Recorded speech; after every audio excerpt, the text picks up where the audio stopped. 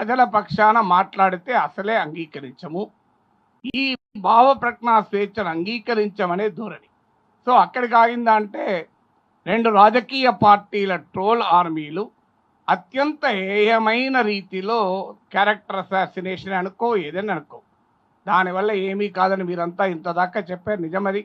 నేను 40 ఏళ్ళుగా రాస్తున్నాను, మాట్లాడుతున్నాను, రాస్తూ పోతాను సిరా ఇంకే వరకు అని సినారే మాటలు గుర్తొస్తున్నాయి. సో మాట్లాడుతూనే ఉంటాను గొంతులో ప్రాణం ఉన్నంత కాలం, దాంట్లో ఎలాంటి లేదు. సో ఎందుకు మాట్లాడతాము? మా జీవితంలో మాట్లాడడం బాధ్యత అనుకున్నాం కనుక మాట్లాడుతున్నాం. సో ఎందుకు మాట్లాడుతున్నాం? పదవుల కొరకు, ప్రలోభాల కొరకు మాట్లాడితే ఎన్నడో ఎక్కడో ఉండేవాళ్ళు. అసలు ఈ రోజు ఎవరన్నా అనేవాళ్ళే కాదు ఈ మాటలు. సో కానీ ప్రజల పక్షాన మాట్లాడడం అనేది నా బాధ్యత అనుకున్నాను, మాట్లాడుతున్నాను, ఇక ముందు కూడా మాట్లాడాలి, అది సమస్య కాదు. కానీ ఉద్దేశం ఏంటి?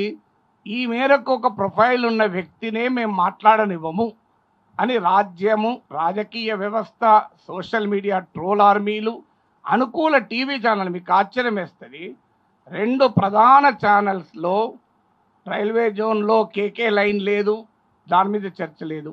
విశాఖ స్టీల్ ప్లాంట్ ప్రైవేటీకరణ చర్చ లేదు. వేదాంత అనే వివాదాస్పద కంపెనీ గ్యాస్ బ్లాక్లో చర్చ లేదు. కానీ నాగేశ్వరపై మాత్రం గంట సేపు చర్చించారు.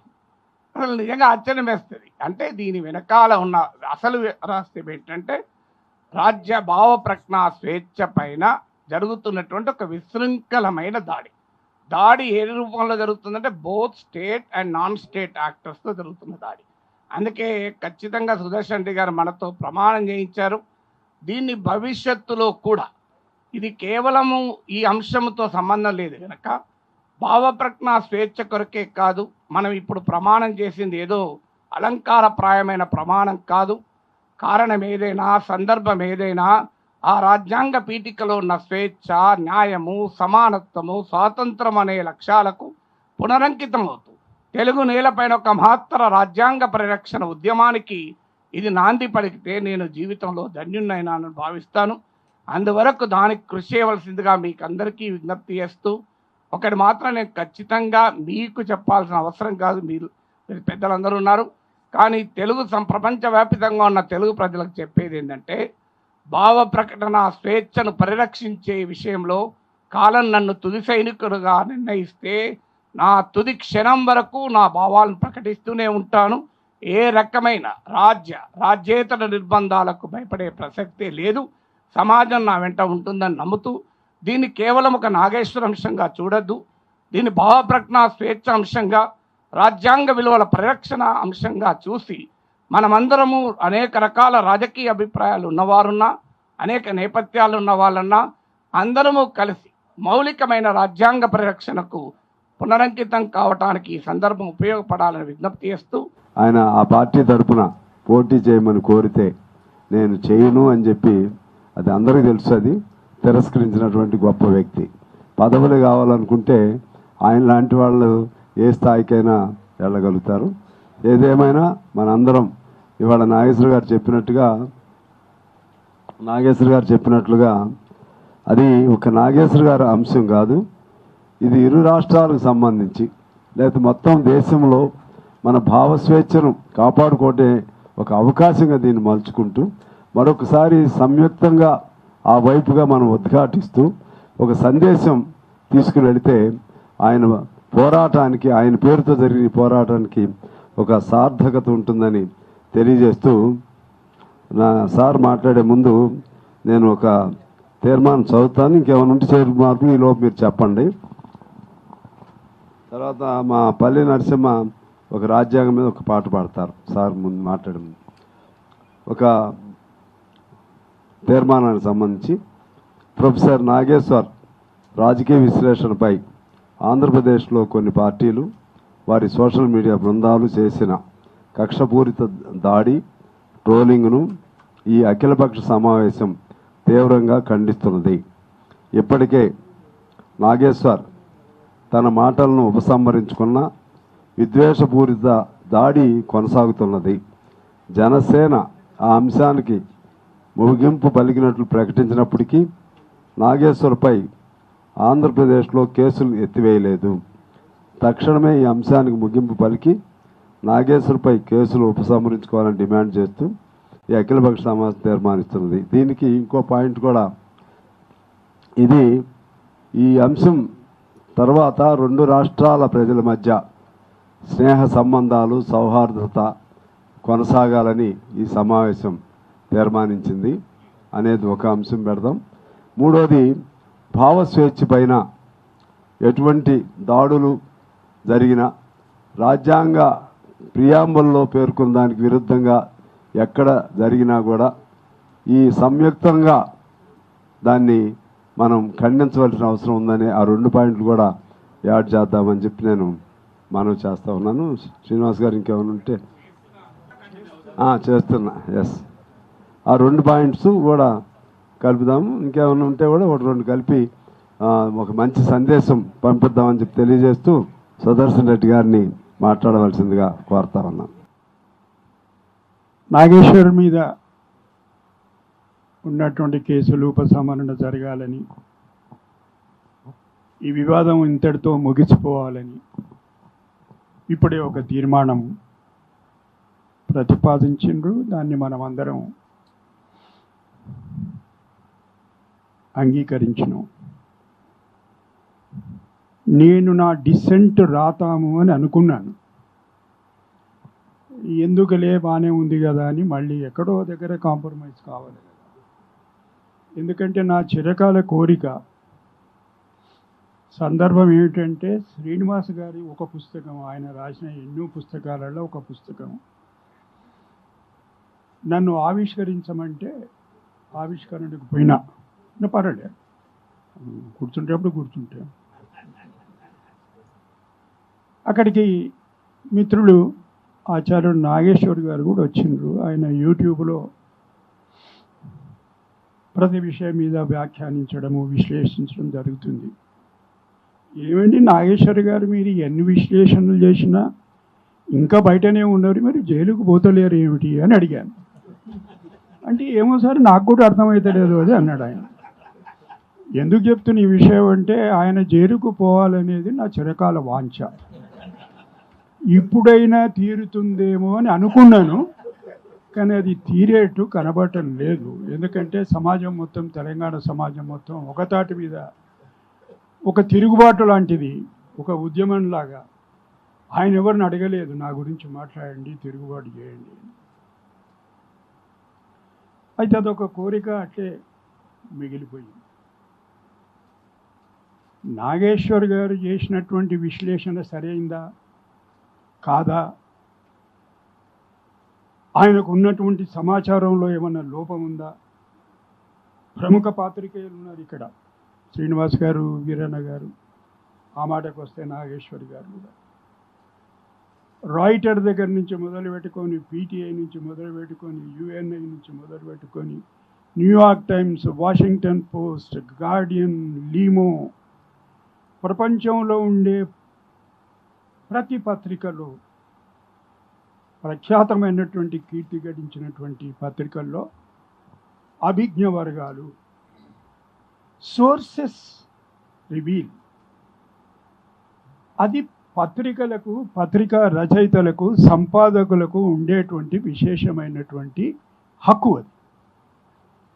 అది రాజ్యాంగం హామీ ఇచ్చినటువంటి హక్కు. ఎవరు కూడా నీకెవడొచ్చి చెప్పిండయా ఈ విషయం అని అడగడానికి వీల్లేదు. నాకున్న సమాచారం ఇది, ఆ సమాచారం మీద నేను విశ్లేషణ చేస్తున్నా. పోనీ ఆ విశ్లేషణలో ఏదన్నా జుగుప్సాకరమైనటువంటి మాటలు ఉన్నాయా, ఎవరినైనా కించపరిచేటువంటి మాటలు ఉన్నాయా? ఒక రాజకీయపరమైనటువంటి విశ్లేషణ. దానికి ఏమిటంటే, ఇద్దరు మహానాయకులు కూర్చొని, నేను మహానాయకుని అంటే అనుకోవాలంటే నేను ఆయనను మహానాయకుడు అనాలి, అంటే ఆయన పక్కకుంటే మేము ఇద్దరం మహానాయకులు అవుతాం అన్నమాట. విషయం ఈయనకి ఎవరు చెప్పిండ్రు? ఎవరు చెప్తారంటే, పత్రికలకు గోడలకు చెవులు ఉంటాయి. ఎవడో చెప్తాడు, అక్కడ ఉన్నోడే చెప్తాడు, వాళ్ళ సెక్రటరీ చెప్తాడు, వాళ్ళ పిఏ చెప్తాడు, వాళ్ళ పిఎస్ఓ చెప్తాడు, ఆయన ఒక సైన్యాన్ని నడుపుతాడు, అందులో ఉండే ఒక సైనికుడే చెప్తాడు ఇట్లా జరిగింది సార్ అని చెప్పి. దాన్ని పట్టుకొని అంటే చెప్పకూడని, మాట్లాడకూడని, పలకడానికి కూడా ఇష్టం లేనటువంటి మాటలు ఒక దాడి రూపంలో ప్రయోగించి క్రిమినల్ కేసు ఏమిటి, నేరం ఏమిటి దానికి? What is the crime he has committed? He has merely exercised is a constitutional right guaranteed under Article 19(1)(a) భావ ప్రకటన స్వేచ్ఛ. ఎక్కడో సుప్రీంకోర్టు దగ్గర అంటది అసలు భావ ప్రకటన స్వేచ్ఛ అనేది లేకపోతే మిగతా ప్రాథమిక హక్కులు లేనట్టే. It is a precondition for any liberty and existence of a civilized society. అంత దూరం. తర్వాత భావ ప్రకటన స్వేచ్ఛ వల్ల ఏమిటి జరిగేది ఏమిటంటే రకరకాల కారణాలు విశ్లేషించింది. అంటే ప్రపంచంలో ఉండేటువంటి మేధావులు అనుకోండి, రాజ్యాంగ నిపుణులు అనుకోండి, దాని మీద వారు విశ్లేషిస్తూ ఏమిటి, what is the rational of free expression, ఏమిటి దీంట్లో ఉండేటువంటి నిగూఢమైనటువంటి అర్థం ఏమిటి అంటే, అన్నిటికన్నా ఎక్కువ ప్రజాస్వామ్యం మనుగడ చెందాలంటే చర్చలు, విశ్లేషణ, సభలు, పత్రికలు, సంపాదకీయాలు, వ్యాఖ్యానాలు, ఇవి లేకపోతే ప్రజాస్వామ్యానికి అర్థమే. అది దీని వెనకాల ఉన్నటువంటి అర్థం. Fundamental right to speech and expression వెనకాల ఉండేటువంటి తాత్విక పునాది. సరే, ఇంత మాత్రానికే ఇంత గందరగోళమా? నాగేశ్వరుని కేంద్ర బిందువుగా చేసి ఇంత దాడి జరగాలనా? రెండవది ఏమిటి ఈ విశ్లేషణ ఉద్దేశం? నేను స్థూలంగా చెప్తున్నా. ఎవరన్నా మాట్లాడడం అంటే నాకు కూర్చొని రాసుకునేది అలవాటు ఉంది. ఏదో రాస్తూ ద సర్చ్ ఫర్ ట్రూత్, సత్యాన్వేషణ. ఆయన సత్యాన్వేషణ సరిగ్గా జరిగిందా, తప్పుదారి పట్టిందా, పొరపాట్లు దొర్లినాయా? దొర్లి ఉండొచ్చు. ఆయనకు ఉన్నటువంటి సమాచారం సరిగ్గా లేకపోవచ్చు, ఆయన విశ్లేషణల లోపం ఉండొచ్చు. అంతకుముందే అన్నాడు, నేను మాట్లాడుతూనే ఉంటాను, రాస్తూనే ఉంటాను. That is nothing but is quest for truth. సత్యాన్వేషణలో నేను మునిగి తేలుతున్నా, నేను దీని నుంచి పక్కకు జరగను. మీరు ఏమైనా చేసుకోండి, ఏమైనా చేసుకోండి అంటే మళ్ళీ అక్కడికే వస్తున్నా. ఏమైనా చేస్తే బాగుండేది వాళ్ళని, కానీ ఏం కాదు, అది జరిగే పని కాదు. అది నాగేశ్వర్ గారు సంతోషపడుతున్నారా మరి బాధపడుతున్నారా నాకు తెలియదు, కానీ social tolerance and self restraint అనేది మీరు ఆలోచించి విశ్లేషణ చేసేప్పుడు అదే నేర్పుతుంది మీకు. స్వీయ నియంత్రణ, సత్యాన్వేషణ ఒక పట్ల, స్వీయ నియంత్రణ ఇంకొక పక్క. వీటి అన్నిటితో కూడుకున్నటువంటి సమగ్రమైన హక్కు. చాలామంది మాట్లాడుతూ రాజ్యాంగం ఇచ్చిన హక్కు అంటారు. రాజ్యాంగం ఇవ్వలేదండి. రాజ్యాంగమే ఆ హక్కు ఇస్తే స్వాతంత్ర పోరాటమే లేదు. కరాచీ రెజల్యూషన్ లేదు, లాహోర్ రెజల్యూషన్ లేదు, కల్కటా రెజల్యూషన్ లేదు. ఆ హక్కు స్వాతంత్ర సమరంలో అంతర్భాగం. దాన్ని నియంత్రించేటువంటి ప్రయత్నం అప్పుడు చేసిండ్రు. రాజ్యాంగం హామీ ఇచ్చిన తర్వాత కూడా ఇప్పటికి కూడా జరుగుతుంది. అది విషాదం. ఇంతకుముందు మిత్రులు పాట పాడుతున్నాడు, ఏమైందయ్యా అంబేద్కర్ ఏం చెప్పిండు ఏంటి. దీన్ని ఇంత ఆషామాషిగా తీసుకొని ఒక విషయం గుర్తుంచుకోవాలి, మనం ఇది నాగేశ్వర్ మీద జరిగిన దాడి కనుక నాగేశ్వర్ ఒక విజ్ఞుడు, తెలంగాణ ప్రముఖుడు, విశ్లేషకుడు, మేధావి, మనందరికి కావలసిన వాడని కాదు. ఇక్కడ ఉన్నోళ్ళ బాధ్యత ఏమిటంటే ఎవరి మీద ఈ దాడి జరిగినా మనం అందరం ప్రతిస్పందించాల్సిందే. That is the responsibility of the civil society. Not only of political parties, but civil society. తర్వాత ఇంకొక వాల్యూ దీంట్లో ఏముంది? The checking value. ఇది నిజమేనా? నాగేశ్వర్ ఇట్లా అంటున్నాడు అంటే మీ రీసెర్చ్ మీరు మొదలు పెడతారు. You will keep on checking what whether he saying true or not. అన్నిటికీ ముఖ్యమైనది, ఇట్ ప్రమోట్స్ టాలరెంట్ సొసైటీ. ఓపిక సహనంతో కూడుకున్నటువంటి ఒక సమాజ నిర్మాణానికి ఉపయోగపడేటువంటి ప్రక్రియ విశ్లేషణ, రాజకీయ వ్యాఖ్యానం, సంపాదకీయం. సరే, అది ఏం విడతలలు వేస్తున్నది, వాళ్ళు ఏం చేస్తున్నారు, అది వేరే సబ్జెక్ట్, అది ఇంకెప్పుడన్నా మాట్లాడుకుందాం. అది గోధి మీడియానా సోషల్ మీడియానా? గోధి మీడియా అంటే ఏమిటి, వాళ్ళు ఏమేం చేస్తున్నారు, ఎవరెవరి కొరకు ఏమేం చేస్తున్నారు, ఎవరిని ఎక్కిస్తున్నారు, ఎవరిని దించుతున్నారు, ఏం ప్రయత్నాలు చేస్తున్నారు అనేది వేరే విషయమే. మళ్ళీ ఎప్పుడైనా అవసరం వచ్చినప్పుడు మాట్లాడుకుందాం దాని గురించి. దాని వెనకాల ఇంత భాగవతం ఉంది. And it promotes free speech, promotes character. వ్యక్తిత్వ నిర్మాణంలో ఎంతో ప్రోత్సాహం. It builds the character of the person, not only the person who is narrating it, but the person who is following it. నేను శ్రీనివాస్ గారు ఎప్పుడు కలిసినట్టు, ఏమండి ఏం రాయటం లేదు ఈ మధ్యన, ఏదో ఏదో నాకు లోటు కనబడుతుంది అంటే, ఏదో కళానికి కొంత విరామం ఇచ్చింది సార్ అన్నాడు. కళానికి విరామం అంటే సరే, ఏదో రకరకాల కారణాలు ఉంటాయి, విరామం ఇస్తే ఇచ్చిండేమో తీయండి.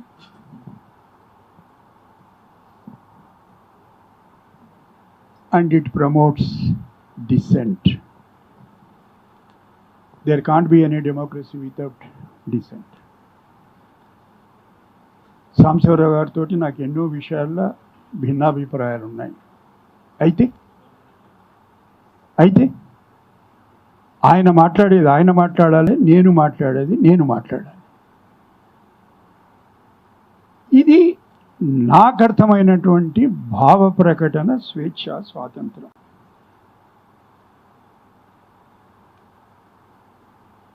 It promotes to achieve a stable community. ఈ హక్కును అందరం రాజ్యాంగం హామీ ఇచ్చిన మేరకు నిబంధనలకు లోబడి ఉపయోగించుకుంటే ఒక సమర్థవంతమైనటువంటి, ఒక సుస్థిరమైనటువంటి సమాజాన్ని ఏర్పాటు చేసుకోవడానికి అవకాశం ఉంది. సరే, ఇక ఇది ఇంతటితో ముగిస్తాం, లేకుంటే ఏదో పెద్ద థీసిస్ అయిపోతుంది. ఇట్లా మాట్లాడుతుంటే మీరు ఒక్క 5 నిమిషాలు చాలు సార్ అంటే కష్టం. అది ఎందుకు, జాగీర్ల దగ్గరికి వస్తే, జాగీర్దారు సార్ పారాసైట్స్ అన్నాడు నెహ్రూ. జాగీర్ అబాలిషన్ను, ఎస్టేట్స్ అబాలిషన్ను భూ సంస్కరణ రూపంలో ప్రథమ అమెండ్మెంట్, ఫస్ట్ అమెండ్మెంట్లో తీసుకొచ్చినప్పుడు దీస్ ఆర్ ఆల్ పారాసైట్స్ అన్నాడు. అందుకొరకు ఇది ఆయన జాగీరో, మన జాగీరో, మీ జాగీరో, నా జాగీరో, ఎవరి జాగీరో కాదు. ఇది ప్రజలది, సమాజాన్ని ఒక లేనిపోని, అర్థం లేని సృష్టించడం తప్ప. మా గంగా బులాయా అంటాడు ఆయన. ఆయన ఉండేది అహ్మదాబాదులో. ఎవరో ఒక ఆయన పోయిండు, గెలిచిండు. అందులో ఒక కురువృద్ధుడు, సాబర్మతి ఆశ్రమం బులాయా ముజే అని ఆయన ఢిల్లీ నుంచి గాంధీనగర్ పోతాడు. ఎవరు వద్దన్నారండి, గెలిచిండు. తెలుగు జాతి ఆత్మగౌరవ ప్రతీక అక్కడ రెండు విషయాలు నేను చెప్పాలి. ఆ తెలుగు జాతి అనేది ఒకటి ఉన్నది, నాకు నమ్మకం లేదు, నేను నమ్మను. అది తెలుగు భాష ఉంది, తెలుగు జాతి లేదు. ఉన్నది ఒకే జాతి, ఉన్నది ఒకే పౌరసత్వం, that is of Indian citizenship. ఇది లేనిపోని ఓ రూపకల్పన చేసి మనం మాట్లాడితే ఏమన్నదంతా తెలుగు జాతి కదా, ఏంది నీ కొంప నువ్వు నా కొంప నేను దోసుకుంటా, మనం తెలుగు జాతి అంటే